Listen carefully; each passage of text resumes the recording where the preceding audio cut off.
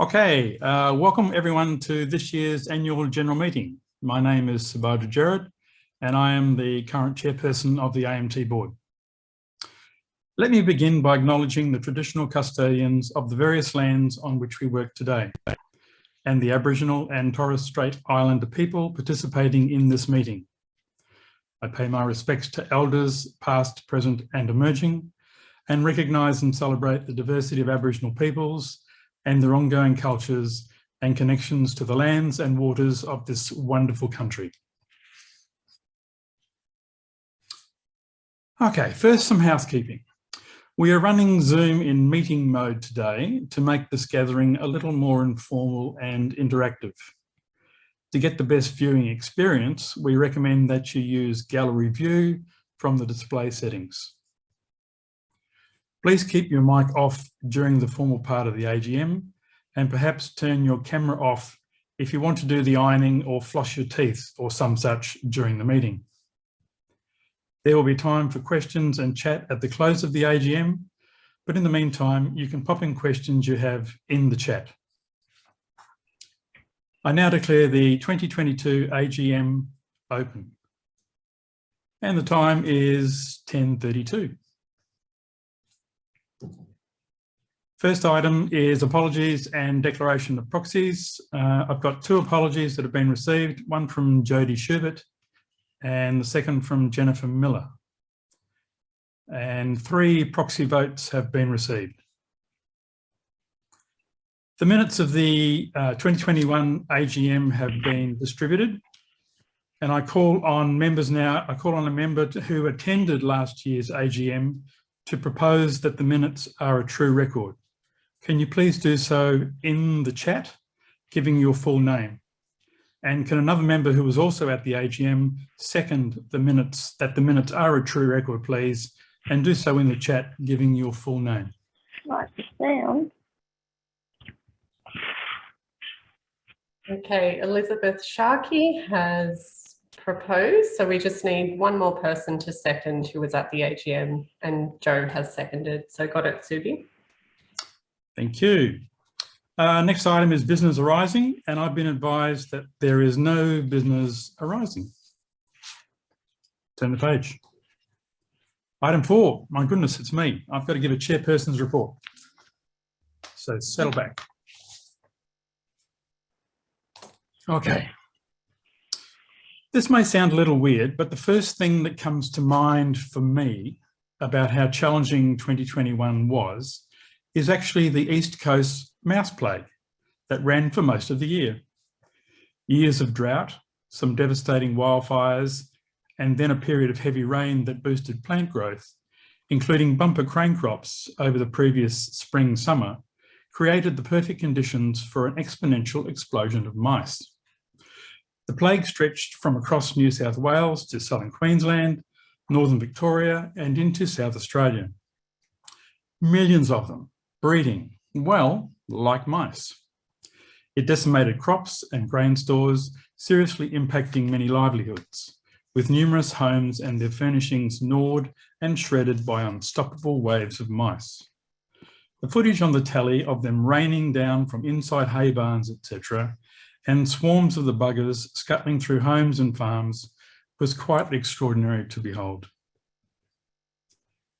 Anyway, moving from the weird over to the surreal, as we embarked on the year that was to be 2021, I couldn't help but feel that we were far from being out of the woods from all the goings on of the previous year.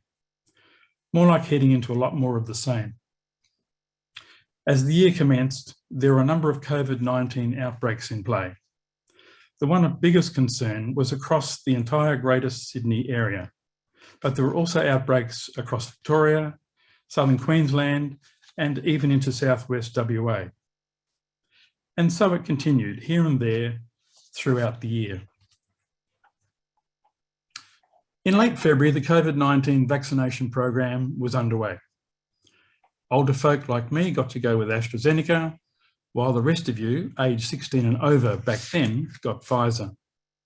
And true to form, the AMT Biosecurity Committee, that had already been hugely active in 2020, promptly reconvened and produced the AMT vaccination fact sheet.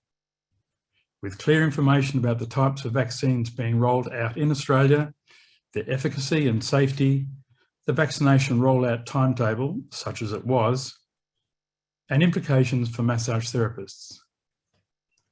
As you'll all remember, a third vaccine, Moderna, joined the team in August of that year. On a different note, February was also the month when applications were opened for our annual mentoring program. And what a very productive and much appreciated program it was for the participants. I'll leave it to Katie Snell to talk about it in more detail shortly, but I just want to make the point here that the board is fully supportive of this innovative program, and we look forward to it going from strength to strength. February was a busy month. A global research team from Canada and Australia set about investigating the impact of COVID-19 on massage therapists. AMT members were invited to participate in an online survey which ran until April. A number of you took time out to have your say. A bit more on that later. The JobKeeper support program wrapped up at the end of March. This meant that the economic pain that was deferred in 2020 came home to roost for quite a few massage therapy businesses in 2021. The federal and various state/territory governments made business support grants available in lockdowns, but they set a minimum gross income threshold of $75,000. Unfortunately, a good 90% of AMT members did not meet that criterion. This led AMT to spearhead a number of grassroots campaigns during the year to have the eligibility changed. In May, we ran our second virtual AGM, which was so very well attended. A big thank you to all the attendees, for bringing a huge sense of community to the event. The AGM was most noteworthy in that it marked the stepping down of two long-standing board members, Derek Zorzet and Dave Moore. These two members are part of the very backbone of AMT. Over many years, they have donated so much time and energy, especially with their boardroom duties. And I'm sure you will join me in offering them both a very big thank you for all of their efforts. The AGM was also noteworthy in that the incoming board once again had directors from 5 jurisdictions, namely Queensland, New South Wales, Victoria, South Australia, and WA. To my mind, it's always great to see a board broadly reflecting the geography of the membership. Finally, back to back with the AGM, there was an excellent interactive online workshop presented by Bethany Ward and Larry Collier from the US. In June 2021, the more contagious Delta variant of COVID-19 got a foothold in Australia. An initial outbreak in Sydney quickly spread to other cities, plus New Zealand, and then it was really on for young and old for the rest of the year. The new level of risks posed by the more transmissible Delta variant, as well as the broader acceptance that the main issue is airborne transmission, triggered the Biosecurity Committee to swing into action yet again and create the ventilation and air purification fact sheet especially, and review/update all the other assessment resources and fact sheets. On behalf of all our members, I would like to take this opportunity to offer our heartfelt thanks for all the dedicated hard work put in by the committee, creating and keeping up to date the wonderful resources that they have for us. October was another notable month. 22nd October marked Victoria's exit from the 6th lockdown, or from its 6th lockdown, after 263 cumulative days. That's a lot of days. Melbourne apparently thereby earned the distinction of spending more time in lockdown than in any other city on earth. You guys down there, you just can't help yourselves. You're so competitive, always have to be the best. Seriously though, my heart just went out to our members in Victoria at the time. On 24th October, AMT held its second online conference, a wonderful demonstration of how much depth we have in our membership, as all the presenters were our very own colleagues. One of the presenters, Dr. Sarah Fogarty, shared with us the preliminary findings from the impact of COVID on the personal identity of Australian massage therapists research project that I mentioned earlier. That brings us finally to December, when very early in the month, the Omicron variant popped its head up in Sydney and quickly became the dominant strain across the country, driving further records of infections. In spite of that, by the year's end, the emphasis had become all about learning to live with COVID. And so it is today. That leads me to, on behalf of the membership, extend a huge thank you to our most wonderful head office team. Rebecca Barnett, Katie Snell, Scott Lloyd-Owen, Rima Zagabi, Shadi Badawi, Declan Parkey, Belinda Barrett, and Bianca Batora. They have done an absolutely amazing job providing ongoing service and support to our membership through some especially challenging times. They have happily responded to a steady stream of calls and emails from both members and non-members seeking advice, guidance, and clarification on any number of issues. I could go on, but that would be stealing Katie's thunder. She can tell you herself in a minute. I wish to make the point, though, that I wish to make the point, though, that the AMT admin team has been supporting members in 8 different jurisdictions during this COVID-19 pandemic. For me, that's a bit like juggling 8 balls, all the while needing to keep an eye on what is happening with each one. That takes good skills. Sadly, I also want to take this moment to acknowledge that in 2021, we lost a few more members along the way who, whether for financial, health, or other reason, chose to call it a day and move on to other endeavours. I'm sure you will all join me in wishing them all the very best. So to finish my chat about the year that was, I'd like to give a shout out and celebrate all of you out there. Yes, you, the members. You are the true representatives of AMT, our flag bearers. Because of your thorough professionalism, your ethical behaviour, and your sharing of AMT's key values, AMT remains to this day the premier representative body for massage therapists in Australia. Long may that continue. And that's enough from me. Next item is the Secretary's report. I'll now call on Katie to give that report. Thanks, Subi. Hi, everyone. Thanks for being here with us today. Once again, 2021 brought us constant blows from the COVID-19 pandemic, this time with new variants that were more transmissible than what we had seen in 2020. So what did that mean for AMT and its members? It meant that we could not just return to business as usual in 2021 because there was a whole new swag of challenges to face and information to process. Yet again, most of AMT's resources were focused on the COVID-19 pandemic and providing clear information and support to the best of our abilities for our members. At the beginning of the year, we were already starting to see lockdowns occurring again in the various states. This was to be a major theme throughout 2021. Forever changing public health orders across the various jurisdictions became the bane of our lives. You can imagine that this made our workload in head office increase dramatically. Again, we're fielding hundreds of calls and emails from members and non-members seeking advice and clarity.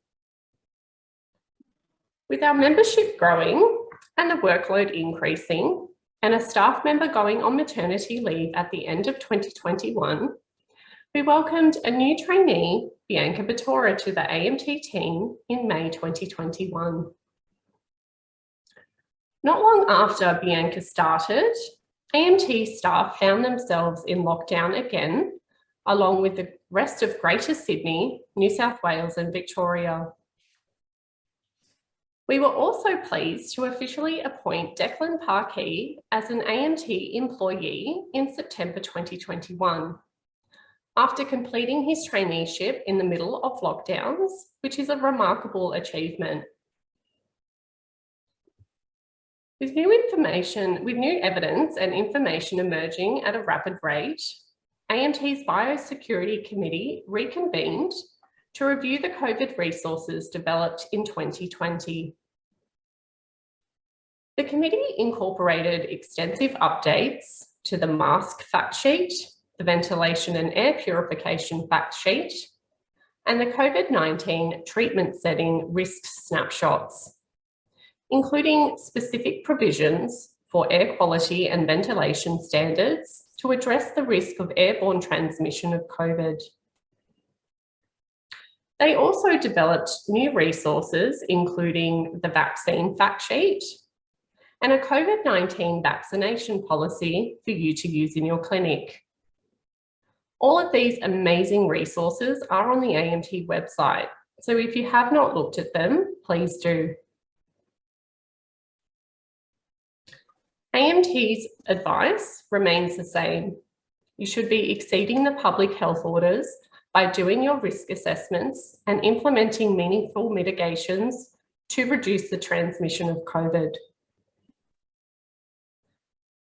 Once again, COVID forced our hand and we moved both the AGM and the conference onto online formats. At least this time round, we're a bit more experienced with Zoom, so things ran a lot more smoothly. We had record numbers at the AGM and webinar, 180, and the pre-conference webinar, 109. We were delighted to have 295 members online at the conference. And we hope you enjoyed the lineup of amazing AMT members presenting some pretty interesting topics. 2021 also marked the first full year of all AMT members being on our new hours and reflection-based professional development system, which was very exciting. We conduct audits of members' PD records on an ongoing basis, and it's pleasing to see that majority of members have embraced the new system. So we thank you for taking the time to complete your reflections and for putting thought into your professional development.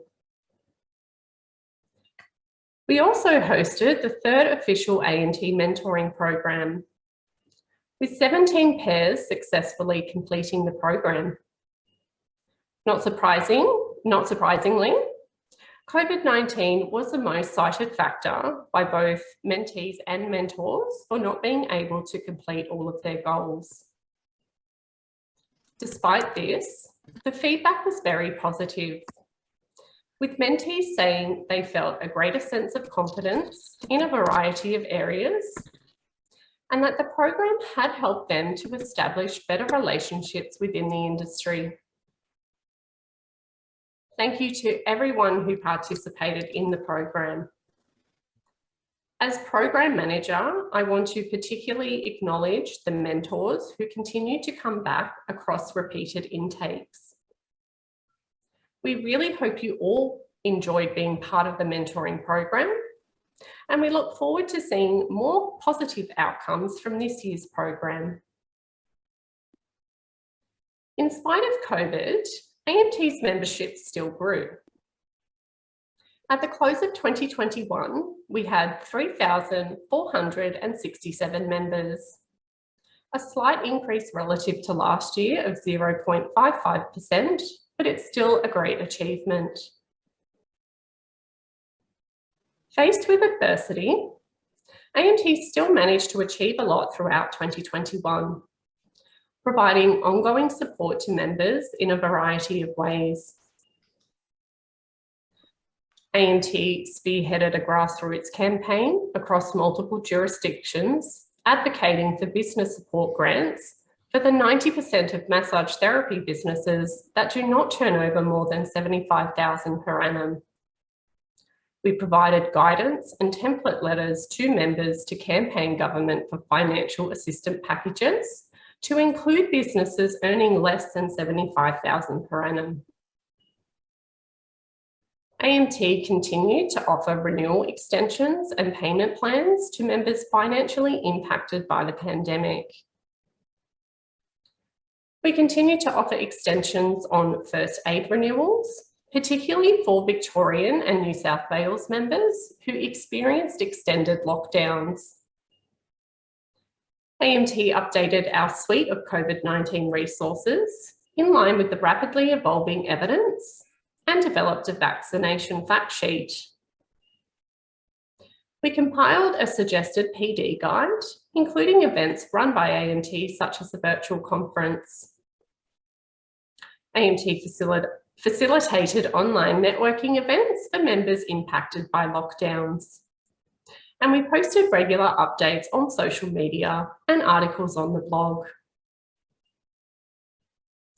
I would like to extend my sincere thanks to the members of the AMT board, the Biosecurity Committee, and my amazing colleagues in head office, Beck, Scott, Rima, Belinda, Shadi, Declan, and Bianca. You are all incredible and have worked so hard during yet another extremely difficult and tumultuous year. Your dedication to providing the best support and service we possibly can makes me proud to be part of the AMT team. I'm privileged to work alongside such incredible people. I would also like to farewell long-standing board member Michelle McCarran, who will be stepping down. You have provided such amazing support and service during your time on the board. And we'd like to thank you for everything you have contributed and achieved during your time as an AMT board member. Lastly, I would like to thank you, our members, for your support and for standing with AMT through 2021. We know it was not easy at times, but without you, we wouldn't be here. So thank you for being part of the AMT community. We look forward to continuing to lead you through 2022. Thanks. Thank you, Katie. No worries. Okay, I now call on Jo Cotterill to give the Treasurer's report. Go, Jo. Thank you, Subi. Appreciate that. Good morning, everyone. 2021, just when we thought we were on top of COVID-19 related lockdowns and disruptions, it hit us again, and nationally. The board and team of AMT know it has affected many of our members mentally, emotionally, socially, and financially. AMT has felt your uncertainty, your financial struggle, your anguish, and we all know that this pandemic of epic proportions will take many years to overcome. Australia was well placed with federal and state government assistance packages to help ease the burden due to COVID-19 lockdowns and restrictions. Albeit many of these packages were designed for large corporations, big business, and some not-for-profits. Unfortunately, sole traders often missed out on this financial assistance due to eligibility criteria. AMT were fortunate enough to have access to some of the financial assistance provided by both federal and state government. I want to bring your attention to this as the revenue income figures for 2020 reflect these assistance packages. Before I delve into the nitty-gritty of the financial report for 2021, it is also important to understand that the team and board of AMT work strongly together to ensure assets held by AMT are used for the betterment of its members and systems to help support its members. But like most businesses, administration costs can be challenging. In addition to membership fees, AMT gets a good part of its income from the yearly conference and workshop webinars. The board and AMT, our team at AMT, have been working tirelessly over the past few months, discussing our upcoming October conference, face-to-face workshops, webinars, which are successfully running now, and other PD activities for 2022. So, How is AMT faring financially for 2021 in comparison to the previous year of 2020? Our overall revenue for the last year was just over $777,494, which is a decrease of $157,143 on the previous year. The main cause of the reported decrease in revenue was due to the receipt of government assistance during 2020 and COVID-19 crisis. In 2020, this amounted to $209,327 compared to $5,906 in 2021. As you will appreciate, AMT's main income stream is our membership fees. And last year, that revenue amounted to $709,760, with the previous year, 2020, amounting to $660,291. Therefore, we have had an increase of $49,469 or 7% in membership revenue. So what about our other main sources of revenue? Conference fees revenue were at $28,297, and that was a decrease by $2,167 on 2020. Workshop fee revenue was at $6,055, which was an increase by $3,173 on 2020. On the expenses side, total spending was $841,582. This was an increase from 2020 by $60,753.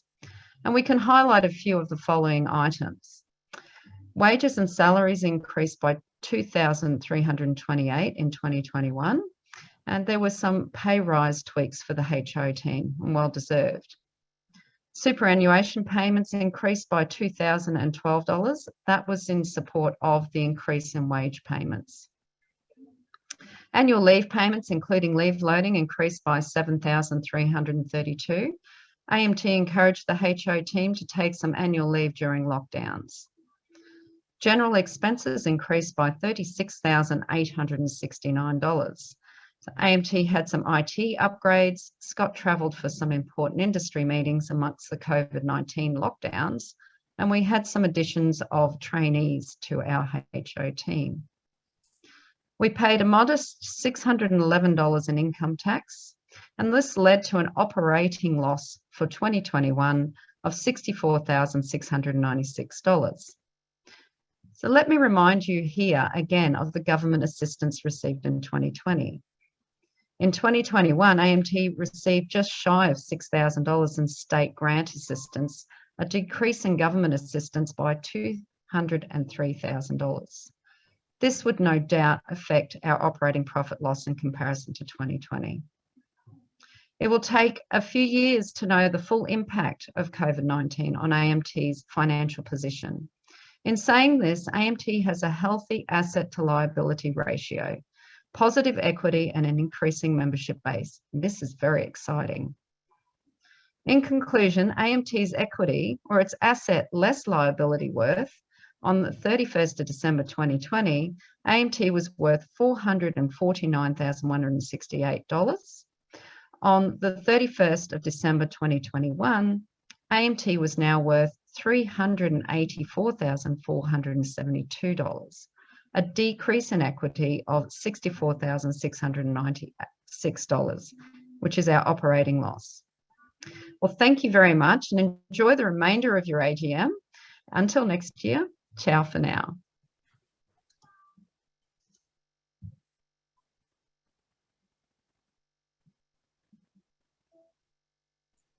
Unmute, Subi.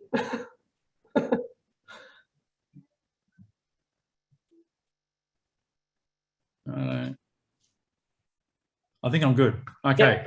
Yep.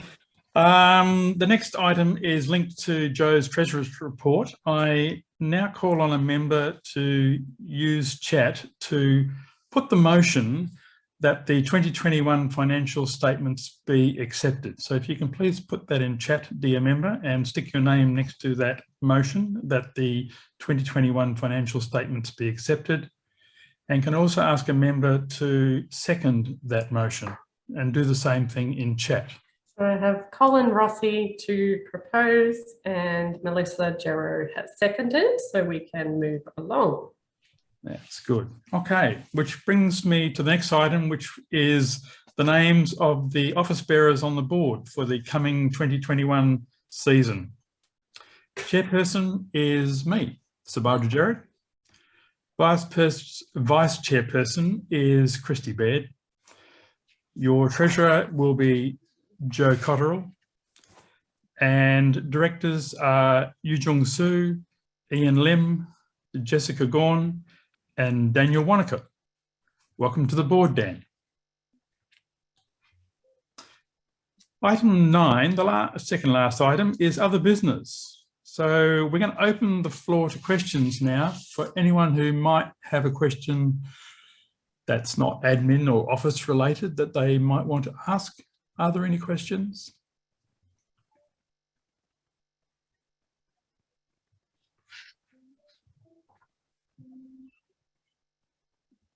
You can pop your name in chat if you would like us to unmute you to ask a question. So I was just wondering, the new members, are we still getting many members coming over from other associations, or are they mainly new graduates? Do we know what the new member intake side of things is? My understanding is that it's a blend of members coming in. So we are getting members in from other associations, yes. I can't off the top of my head give you percentages. Most members are coming in from trainings, the RTOs and the like, but we are getting a proportion of members coming across from other associations. The answer to that is yes. I can't give you the exact figures though. Thank you.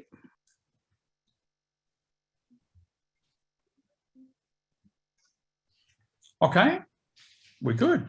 Moving along. That brings us to the closing of the meeting, the end of the formal part of the meeting. The time is 11:03, Katie. Yes, thank you. Okay, so the formal part of this meeting is over. Now for an informal add-on. Remember the two retiring board members I mentioned in my report earlier, Derek Zorzit and Dave Moore. I would like to announce here that the board has decided to give due recognition to these two fabulous AMT stalwarts by awarding them life membership of AMT. Now, I happen to know that they are both in our audience today, so I'm going to hand over to Rebecca Barnett to do the honours here and give us a bit of a backstory on these two blokes, as she knows them much, much better than me. So, Rebecca, go for it. Oh, hi there, Subi, and congratulations on convening a crackingly professional AGM. I'm a little bit mixed feelings about the fact that we haven't had any technical issues. It's always something you're not wrong. Our members expect and look forward to. But look, it's my very great pleasure to speak a little bit more about Derek and Dave. I know that there'd be some people online who know them very well and are familiar with what they've contributed to AMT over the years. But for those of you who may be less familiar, I'm honoured to talk about them a little bit more. So in both cases, Derek and Dave served on the AMT board for an extraordinarily long time, and they joined both of them at a time when they were much needed. So when AMT was quite unstable and required a lot of people on deck to put their hands up and do a lot of heavy lifting and also steady the tiller, I suppose. Certainly, Derek joined first during a particularly challenging time and was always there as a wise voice. I know a lot of you who know Derek might be surprised that he's got his serious side, but he was there as a very wise voice to help direct us in sort of economically challenging times and make sure that we stayed on track with our commitments to making sure that finances were okay. But also he was always a very warm cheerleader. And I know for me personally, he has been extraordinary at at making sure that I was okay at critical times during stress. So I've always been very grateful for that. Dave joined the board during one of the only elections I can recall we've ever had to run, when we had too many candidates for the board. That was back in 2007. So to speak a little bit more in detail about Dave, and then I'll speak a little bit more in detail about Derek as well. There's not much that Dave hasn't been involved in with the AMT activity over the years. So he's been a real jack of all trades.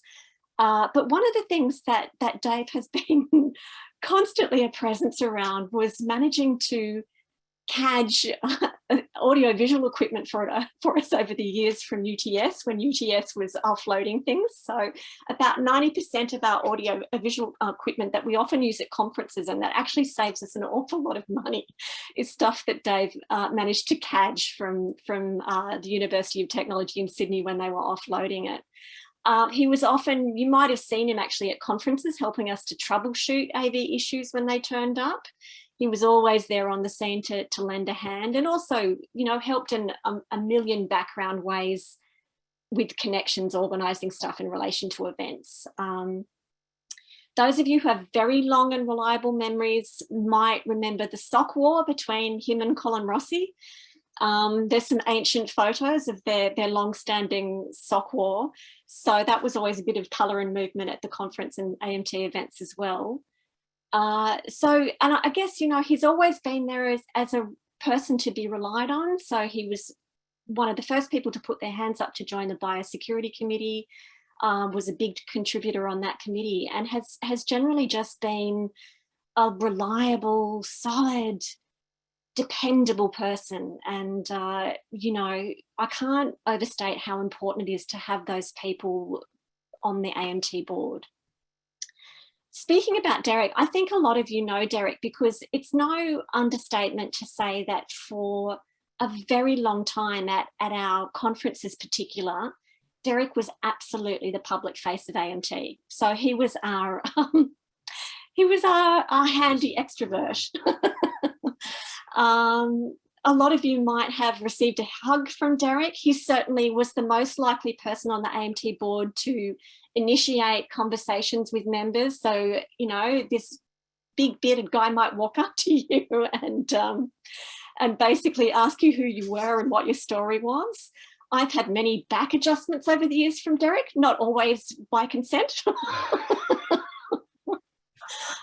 There's an awful lot of dirt that I could dish up on Derek, and so just for Derek directly, I will say Black Russians. There was the famous bromance that I presume is still ongoing. I haven't seen it so much, but the famous bromance between Derek and one of the former presidents of AMT, Alan Ford. So that might ring bells for some of you as well. One of my personal favourites, and I'm a bit biased, is the melting shoe episode.